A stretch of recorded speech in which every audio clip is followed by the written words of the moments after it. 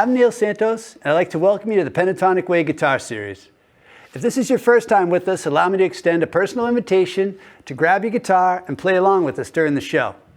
And if this has been with us before, please allow me to thank you for inviting us back to another chance to jam with you. During each show, we'll focus on a different chord progression, how to play it, and how to solo over it using only the pentatonic scale. After that, I'll play a quick demonstration.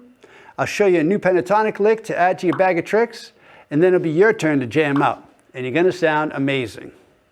But before we jump into the video, a quick plug for my lead guitar course called The Pentatonic Way. If you're watching on YouTube, it's linked in the description box below, or you can go to pentatonicway.com to find out more information about it, as well as other courses that I have available. It's a great way to support this show and channel if you like what I'm doing here. All right, with all of that out of the way, let's get started. The concept behind the Pentatonic Way system is easy to understand and remember, and it's this. For every chord, there's a matching pentatonic scale. That's it. For example, when you're playing over a G minor chord, you play a G minor pentatonic scale. Or if you're playing over a D major chord, you play a D major pentatonic scale. You simply match the note name and tonality of the chords and scales, and everything you play will sound amazing.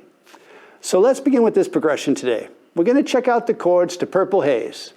All right, so you have E7, sharp 9, and they have G major and A major. All right, so let's look at how we could play those.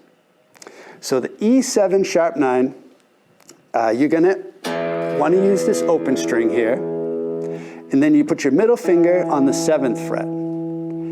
Below that, you're going to use your pointer finger on the 6th fret on the D string.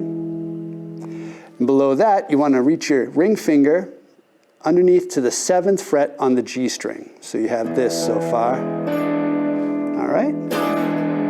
Now if we stop there, that's just an E7 chord, which sounds great. It's like a major chord with a flat 7 on it. But we're going to add, and what Jimi added, and this is called like the Jimi Hendrix chord, he added a sharp 9 at the bottom here. So you do that by placing your pinky finger on the 8th fret on the B string there. Right? So what he'll do is hit the top string twice and then hit all the strings. You don't really have to worry about playing this bottom E string. It's not really necessary for the chord. You can just mute it out with the bottom of your pinky finger there. All right, so that's your E7 sharp 9, or if people call it the Jimi Hendrix chord. Now for the G major, we're going to do two major bar chords, or G major and the A major. Let's start on the 3rd fret on the high E string, or the low E string. And we're going to use your pointer finger there. Then place your ring finger and your pinky on the 5th fret on the A string and the D string. Then you're going to have your middle finger on the 4th fret on that G string.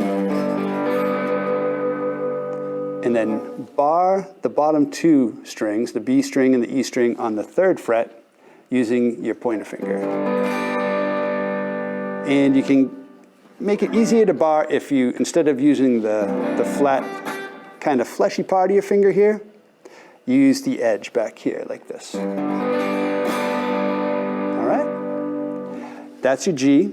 And now for the A, we just move that up 2 frets. And there's your A chord. All right? So the entire progression is the E7 sharp 9 twice, and then the G, and then the A.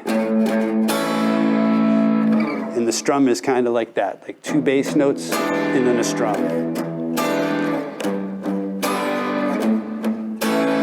All right? So let me record a little loop here. We're going to jam over after I show you what scales we're going to use today. So give me 1 second here.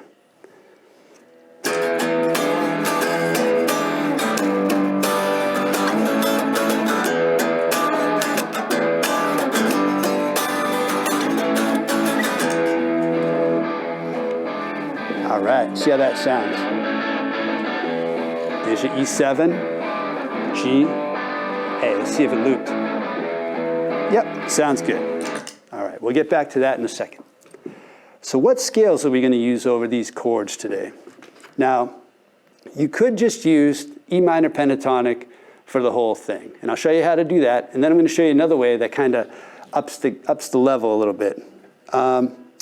So the typical place you would play E minor pentatonic would be the 12th fret. It's a popular spot to play E on the guitar. So we're going to start there with your pointer finger on the 12th fret on the E string. And you're going to play 12, then 15. You can use your ring finger or you can use your pinky. All right. And then on the A string, we're going to play 12, 14. On the D string, we're going to play 12, 14. The G string, we're going to play 12, 14. The B string, 12, 15. And the E string, 12, 15. You can use your pinky there as well instead of your ring finger. All right, so go in descending the scale. It's 15, 12, 15, 12, 14, 12, 14, 12, 14, 12, 15, 12. All right. So you could play over the entire progression using that scale, and it's going to sound great. So let me demonstrate that really quickly right now, and then I'll show you another way. One sec. So it's your E and the G.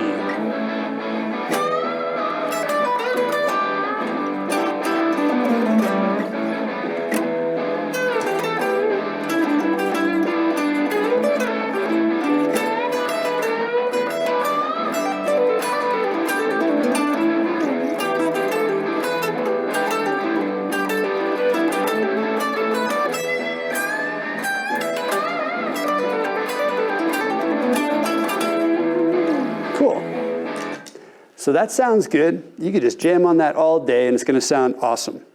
Now what I want to do is over the A chord, I'm going to show you a different scale that you can play that's going to give your phrases a little bit more of a nuanced approach. It's going to sound tailored to the chord progression, all right? So we have our E minor pentatonic here, right? Now what we're going to do is we're going to flat two of those notes. So we have E, now we have 12, 15, 12, 14. So far it's just like the other scale. Now we're going to flat this note on the D string. So we're going to do 11, 14, then 12, 14, then 12, 14 on the B. So instead of 12, 15, playing 12, 14, and then 12, 15 on the string, the bottom E string. So 15, 12, 14, 12, 14, 12, 14, 11, 14, 12, 15, 12. All right? So with that, the scale that makes now is an A7 scale. Now that's going to bring out the bluesiness of that A chord as it comes by. So you play the E minor pentatonic over that E7. You're going to play the E minor pentatonic over the G major. But when we get to the A7 or the A, we're going to play that A7 scale. So let me demonstrate that for you right now. You're going to hear how it kind of takes a turn at the end of each phrase, all right?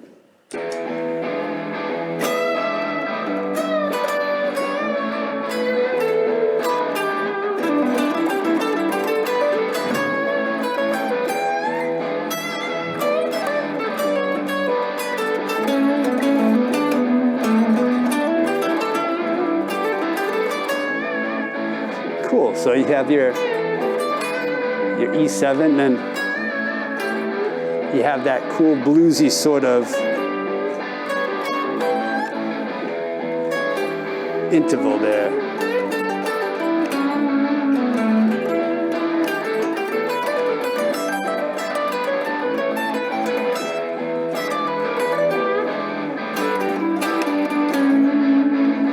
So when you're doing your solos, just try to throw one of those in at the end of phrases, either this note or this note, and you'll see it's going to add another dimension to your phrases.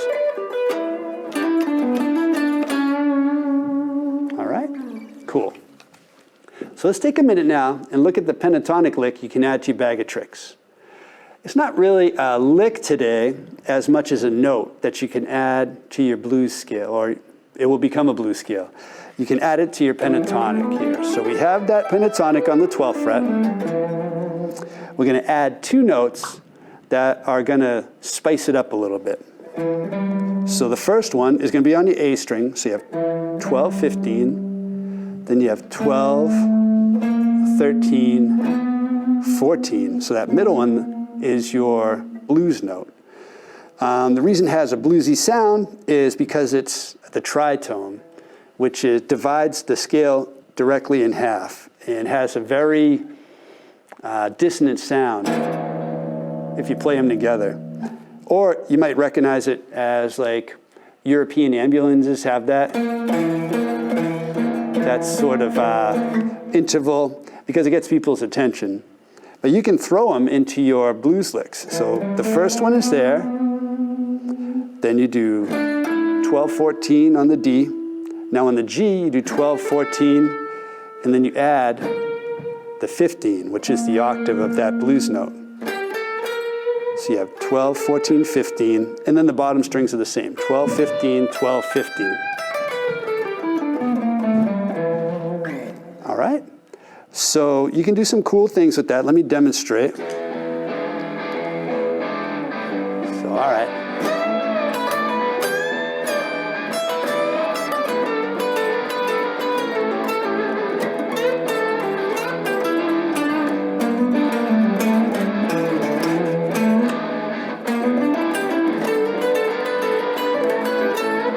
So you can slide into that note, slide into it, and then continue to that 12th fret there. You could take it like this, create a cool loop, and just kind of keep going for a while, build excitement. So all I'm doing there is starting on the 14th fret on the G, and picking that note, and then a hammer on to the 15, and then two pull-offs here.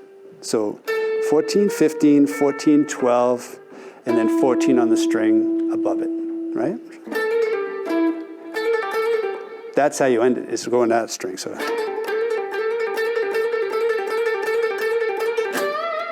you can come out of it there, bend that 15th fret up, or go to that note there. However you want to jump out of it, that's up to you. That's where your personal artistic flavor comes from. And you want to be able to do all of them, you know, jump out of it anyway. Maybe go to that top string. It's exciting, it's surprising.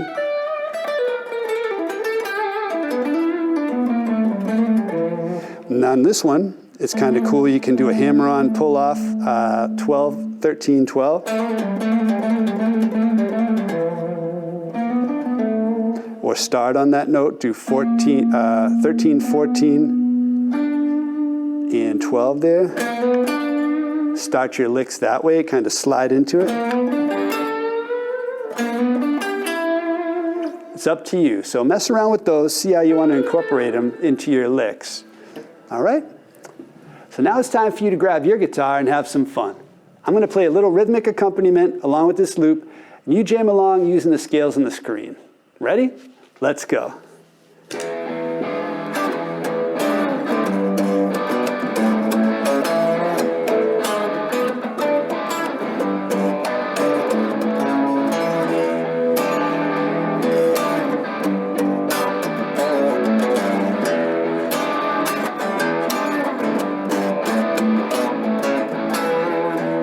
Remember to try using that A7 pentatonic. Completely optional, but it's fun.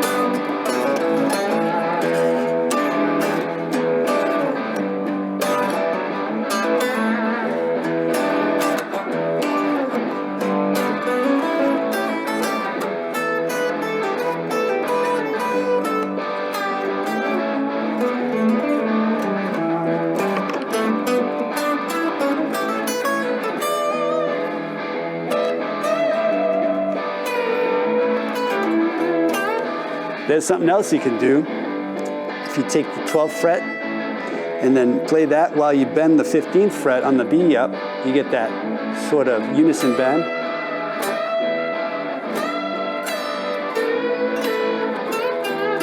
Try it on these two strings too.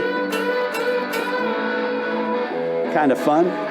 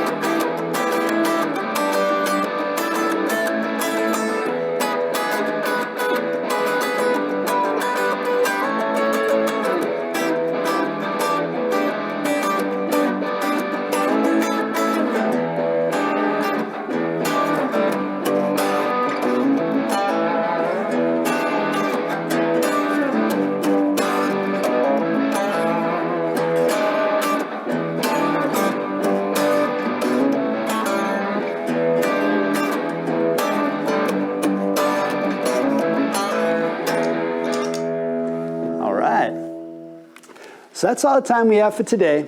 I hope that you enjoyed this approach to improvising and it helps you to play with confidence and find your own voice on the guitar. It's a simple way to understand the guitar that you can do. And if you try it, I'd love to hear if you're having success with this lesson.